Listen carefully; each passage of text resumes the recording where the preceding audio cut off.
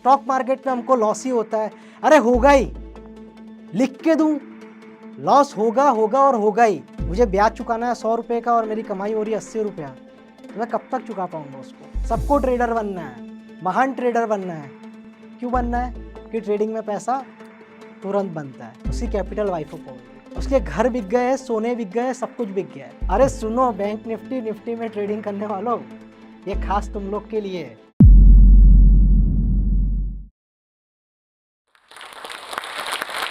कैसे मैंने stock market से ज़ीरो से लेके 8 करोड़ रुपए, तकरीबन $1 मिलियन की नेटवर्थ क्रिएट की। तो आइए मैं आपको लेके चलता हूँ मेरी कहानी, मेरी जुबानी, जो स्टॉक के थ्रू। मेरी स्टॉक मार्केट की जर्नी शुरू होती है जब मैं कॉलेज के सेकेंड ईयर में था। तब मेरे दिमाग में एक चीज़ आई कि मुझे बहुत बड़ा आदमी बनना और खूब पैसा कमाना है। तो मैंने शुरू किया फोर्ब्स की लिस्ट में देखना कि कौन दुनिया के सबसे रिचेस्ट अमीर लोग हैं और उन लोग क्या करते हैं। उस समय मुझे एक नाम दिखा, वॉरेन बफे का। जब मैंने वॉरेन बफे का नाम देखा तो मुझे लगा यार ये आदमी सिर्फ इन्वेस्टिंग करके या स्टॉक मार्केट में पैसा लगा के दुनिया की रिचेस्ट की लिस्ट में आ सकता है, तो हम भी आ सकते हैं। वो कॉन्फिडेंस मुझे आया और मैंने वॉरेन बफे के बारे में पढ़ना शुरू किया और उनकी बर्कशायर हैथवे, जो कि पेरेंट कंपनी है, जो दूसरी कंपनियों में पैसा लगाती है, उसके बारे में भी पढ़ना शुरू करा। तो वहाँ से मुझ में स्टॉक मार्केट का एक कीड़ा जाग गया। अब पैसे तो थे नहीं, घर पे बोलेंगे कि भाई स्टॉक मार्केट में इन्वेस्टमेंट के लिए पैसे चाहिए या ट्रेडिंग के लिए पैसे चाहिए, तो घर वाले तो सीधा ना ही बोलने वाले। आप लोगों ने भी ट्राई किया ही होगा घर पे, स्टॉक मार्केट के लिए तो कोई पैसा देता नहीं है, तो पैसा आए कहाँ से? तो मैंने अप्रोच किया मेरे दोस्तों को। मैं हॉस्टल में रहता था, तो अपने सभी दोस्तों को अप्रोच करना शुरू करा। जहाँ से जो पैसा अरेंज हो, वहाँ से अरेंज करना शुरू किया। उसमें मेरा एक फ्रेंड था, जिसके पास काफ़ी पैसे थे। तो उसकी मदद से हमने 10 लाख रुपए इन्वेस्टमेंट से शुरू करा स्टॉक मार्केट में। और अब सामने वाले को कॉन्फिडेंस में कैसे लिया जाए? तो मैंने उसको ये बोला कि आपका ही डीमैट, आप ही का सब कुछ, उसी के अंदर मैं ट्रेडिंग करूँगा, उसी में इन्वेस्टमेंट करूँगा। और जैसे ही 20% से नीचे गिरेगा अगर आपका पोर्टफोलियो, तो जितना गिरेगा वो मैं आपको लौटा दूँगा। तो आपकी कैपिटल तो सिक्योर है, मतलब आपने 10 लाख रुपए इन्वेस्ट किए, उसके जैसे ही 8 होते, तो 2 लाख रुपए लौटाने की ज़िम्मेदारी मेरी है। तो वहाँ से उसको मुझ पे कॉन्फिडेंस आया और प्लस उसको पैसे मुझे नहीं देने थे, उसी के अकाउंट में मैं उसके ट्रेड कर रहा था या इन्वेस्टमेंट कर रहा था। तो वहाँ से मैंने अपना फर्स्ट कस्टमर एक्वायर किया। तो यहाँ से मेरी जर्नी शुरू हुई इन्वेस्टमेंट करने की। अब ट्रेडिशनल मेथड में जभी भी हम इन्वेस्टमेंट करते हैं तो बहुत ज़्यादा रिटर्न बनता नहीं है। 20%, 24% या 30%, और अपने को तो रातों-रात अमीर बनना था। कैसे करें? रातों-रात अरबपति, करोड़पति बनने के सपने तो 10 लाख से तो पूरे हो नहीं सकते। तो अपन ने क्या करा, ऐसी कंपनियों को ढूँढे जो अंडर वैल्यूड हो और जिनके बारे में किसी ने जाना नहीं हो, सुना नहीं हो। तो मैंने क्या करा, सूरत और सूरत के आस-पास जो कंपनियाँ थी, जो कि लिस्टेड थी, लेकिन जिसके बारे में लोगों को पता नहीं था, उनसे मैंने कॉन्टैक्ट करना शुरू करा, जिसे हम एसएमई कहते हैं, स्मॉल मीडियम एंटरप्राइजेज़। तो उनसे जाना, उनके सीईओ से, सीएफओ से बात करना और ख़ास कर कि वहाँ के जो भी पियून या वॉचमैन इस तरह के लोग होते हैं, उनसे बात करना। क्योंकि हम लोग मानते हैं कि कंपनी का ट्रू एनालिसिस हमेशा जो सबसे हायरार्की के जो सबसे नीचे लेवल पे जो होते हैं, उनसे होता है। एक पियून, एक वॉचमैन, इनको कंपनी की हर एक डिटेल पता होती है कि किसके क्या झगड़े चल रहे हैं, किसका अफेयर चल रहा है, मतलब सेठ का स्वभाव कैसा है, हर चीज़ के बारे में पता होता है। क्योंकि जब हम पर्सनली मिलने जाते थे, तो वो तो एक ग्रीन पिक्चर ही हमारे सामने प्रेज़ेंट करते थे, ये कंपनी में ये चल रहा है, वो चल रहा है। असली डिटेल तो हमको यहाँ से ही पता चलती थी। तो यहाँ से इस तरह से हमने कंपनी की इन्फॉर्मेशन सोर्स करना शुरू करा और उन कंपनीज़ में इन्वेस्टमेंट करना शुरू करा। तो यहाँ से जर्नी शुरू हुई हमारी एसएमई में इन्वेस्टमेंट करने की। करते ही करते कॉलेज खत्म हो गया। अब हमने कहा यार काम तो यही करना है क्योंकि मज़ा आ रहा था, पैसे भी बन रहे थे, अच्छे पैसे बन रहे थे। तो अब बोले प्रोफ़ेशनली करते हैं। तो मैंने कहा सेबी की एक एग्ज़ाम होती है जो एनआईएसएम के थ्रू कंडक्ट होती है, तो वो एग्ज़ाम देनी होती है। वो एग्ज़ाम रिसर्च एनालिस्ट की होती है और वो मैंने दी। वो एग्ज़ाम मैंने पास की, फिर सेबी में एप्लीकेशन जाती है और वहाँ से हमारा रजिस्ट्रेशन होता है। तो इस तरह से मैं सेबी रजिस्टर्ड रिसर्च एनालिस्ट बना, जो कि इंडिया में मात्र 1000 जितने ही है। तो ये प्रोसेस कंप्लीट करने के बाद मैं ऑफ़िशियली ये काम में जुट गया।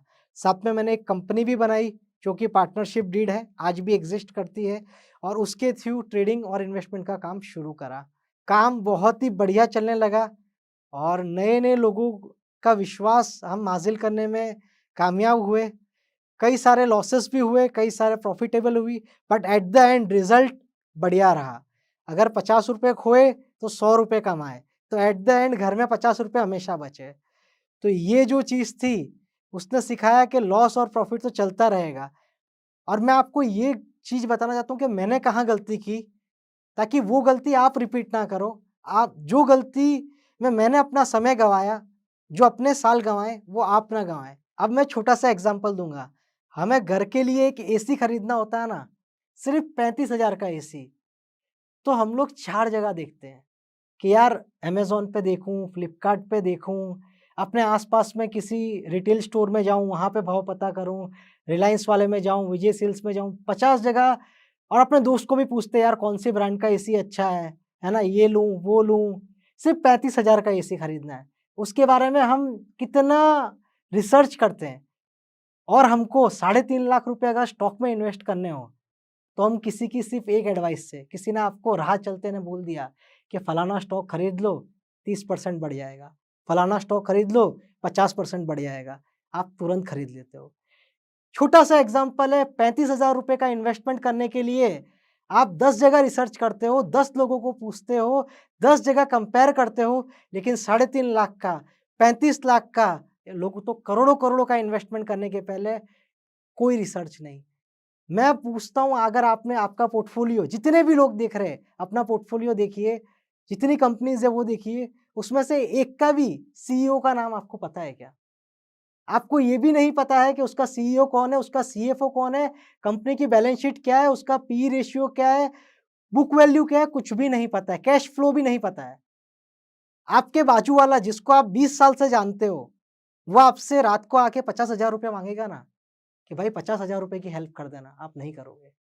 आपका कोई दोस्त जिसको आप बचपन से जानते हो, वो आपसे सिर्फ़ ₹10,000 माँगेगा ना, आप उसको नहीं दोगे। लेकिन कोई अनजान कंपनी जिसके प्रमोटर को आपका अता-पता नहीं है, जिसके सीएफओ को आप नहीं जानते हो, जिसकी बैलेंस शीट आपको नहीं पता, उसको आप 10 लाख रुपए दे रहे हो।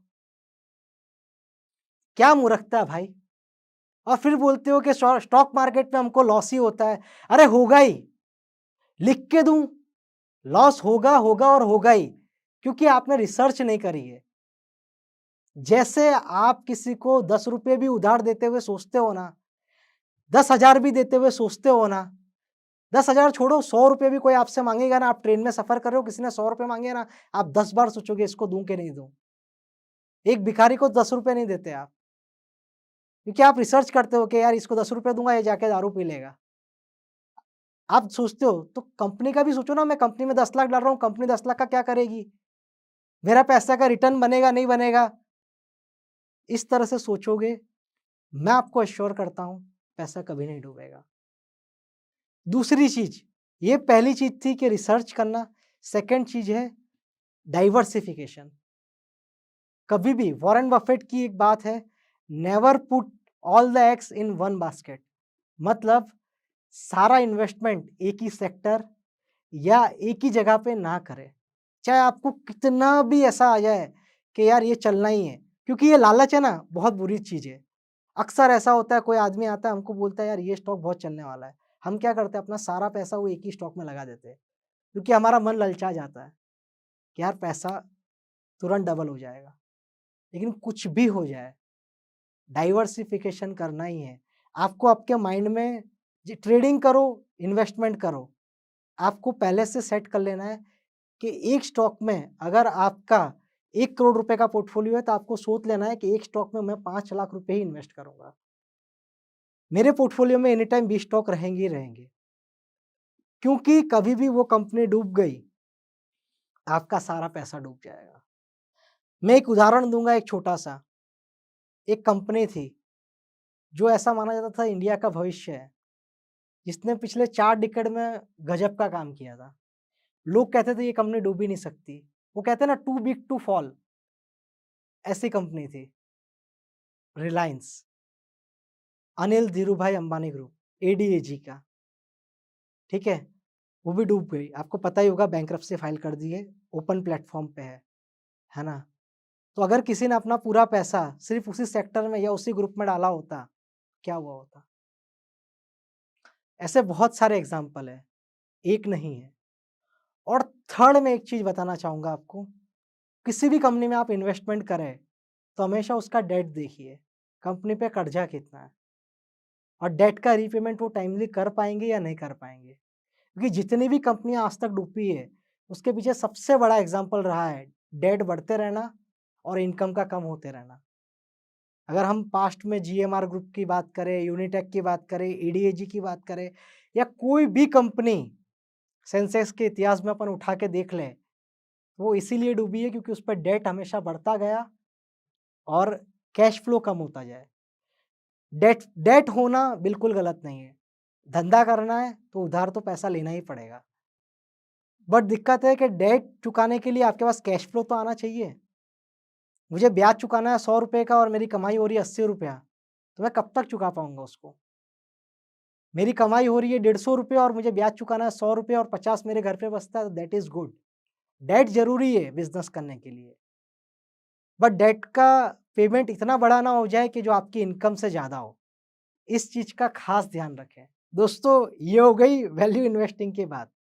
अब आता है आपका फ़ेवरेट टॉपिक, 21 दिन में पैसा डबल, बोले तो ट्रेडिंग। सबको ट्रेडर बनना है, महान ट्रेडर बनना है। क्यों बनना है? कि ट्रेडिंग में पैसा तुरंत बनता है। कोई दिक्कत नहीं है, ट्रेडिंग तो करनी ही पड़ेगी तभी पैसा बड़ा बनेगा। मैं ट्रेडिंग के बिल्कुल खिलाफ नहीं हूँ और जितने लोग बड़े-बड़े रिसर्च एनालिस्ट बोलते हैं कि भाई ट्रेडिंग नहीं करनी चाहिए, ये नहीं करनी चाहिए, वो सब ट्रेडिंग करते हैं। मैं भी करता हूँ और सब लोग करते हैं और आप भी करिए, कोई दिक्कत नहीं है। लेकिन एक सबसे इम्पोर्टेंट चीज़ जो ट्रेडिंग में सब लोग भूल जाते हैं, वो है स्टॉप लॉस। बिना स्टॉप लॉस के जिसने भी ट्रेडिंग की है, उसकी कैपिटल वाइप अप हो गई है। उसके घर बिक गए हैं, सोने बिक गए हैं, सब कुछ बिक गया है। स्टॉप लॉस एक ऐसी चीज़ है, जो आपने नहीं लगाया ट्रेडिंग में, तो आप गए काम से। एक कार में सबसे इम्पोर्टेंट चीज़ क्या होती है? कार का ब्रेक।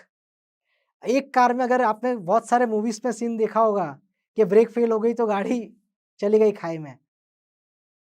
तो स्टॉप लॉस आपकी ब्रेक है। अगर गाड़ी में ब्रेक नहीं है, तो गाड़ी का एक्सीडेंट निश्चिंत है। आप 2 ट्रेड में कमा भी लोगे, तो बाकी 3 ट्रेड में खोने वाले हो। स्टॉप लॉस आता है डिसिप्लिन से। जैसे हम लोग इंट्राडे ट्रेड करते हैं, तो अगर सुबह सोच के लिया है कि इंट्राडे है, तो शाम को 3:30 बजे के पहले काट ही देंगे वो सौदा। चाहे कुछ भी काम हो, कुछ भी हो जाए। लॉस हो, प्रॉफिट हो, ऐसा नहीं रुकेंगे कि कल अरे आ जाएगा यार ₹2 का ही है, ₹3 का ही है, कुछ भी हो। मैंने सुबह ये सोच के लिया था इंट्राडे है ना, तो इंट्राडे 3:30 बजे के पहले सौदा कटना चाहिए। ये डिसिप्लिन के साथ आप काम करोगे, तो कभी लॉस नहीं होगा। आपको अपना स्टॉप लॉस निर्धारित करना पड़ेगा। 2%, 3%, 5% या 10%। आपकी जितनी रिस्क एपेटाइट है, उसके आधार पे आपको अपना स्टॉप लॉस निर्धारित करना पड़ेगा। बिना स्टॉप लॉस के की हुई ट्रेडिंग, बिना ब्रेक के चलाई हुई गाड़ी के समान है। आपका डूबना निश्चिंत है। ट्रेडिंग करो, जी भर के करो, स्टॉप लॉस के साथ। मैंने तो 21 दिन में पैसा डबल होने की बात की। आजकल तो आपने देखा होगा सोशल मीडिया पे लोग 1 मिनट, 2 मिनट में पैसा डबल कर रहे हैं। ऑप्शन ट्रेडिंग करते हैं, उसमें लोगों के 1 मिनट, 2 मिनट में पैसा डबल हो जाते हैं, है ना? वो संभव है, ना नहीं बोल रहा हूँ, लेकिन वो तब संभव है जब आप फुल टाइम ट्रेडर हो। एक चीज़ आपको ध्यान रखनी होगी, ट्रेडिंग जो है वो फुल टाइम प्रोफ़ेशन है, ना कि कोई पार्ट टाइम जॉब। क्या आपने ये लगा दिया और हो गया, ऐसे हो जाएगा, कभी नहीं हो सकता। ट्रेडिंग शब्द किसी भी चीज़ की आप दुनिया में ट्रेडिंग करो, चाहे अनाज की करो, किराने की करो, किसी भी चीज़ की करो, इस शर्ट की करो, पैंट की करो, किसी भी चीज़ की ट्रेडिंग करो या आप ऑप्शन ट्रेडिंग करो। Trading is a full time profession. Trading कोई पार्ट टाइम काम नहीं है। जिस भी इंसान ने पार्ट टाइम ट्रेडिंग करने की कोशिश करी है, वो कभी भी सक्सेसफुल नहीं हुआ है। और एक चीज़ मैं आपको बताना चाहूँगा, ट्रेडिंग आप तभी करो जब आपको जितना पैसा आप ट्रेडिंग में लगा रहे हो, उतना खोने की क्षमता हो। मतलब अगर आप 1 लाख रुपए की ट्रेडिंग शुरू करते हो, तो आप ये मान के चले कि 1 लाख रुपया ये ज़ीरो भी हो सकता है। ये खास करके उन लोगों के लिए है, जो 1 मिनट, 2 मिनट वाली जो ट्रेडिंग करते हैं, उनके लिए है। क्योंकि उसमें रिस्क और रिवॉर्ड दोनों की संभावना इक्वल रहती है। या तो हीरो हो जाएगा, उसको हमारी भाषा में कहते हैं हीरो कॉल, हीरो और ज़ीरो कॉल।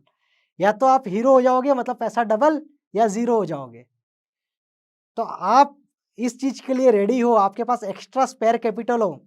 आप माँग-माँग के किसी दोस्त से 1000, किसी से 2000, किसी से 5000 ऐसे करके 10,000 लेके आते हो और 10,000 रुपया ट्रेडिंग में लगाते हो, फिर ज़ीरो हो जाता है, फिर ट्रेडिंग को बदनाम करते हो। तो भाई ऐसा मत करो, ऐसा करके किसी का भला नहीं हुआ है। इस वीडियो के बारे में अपनी राय नीचे कमेंट सेक्शन में हमें बताएं और अपने दोस्तों के साथ ये वीडियो शेयर करना ना भूलें।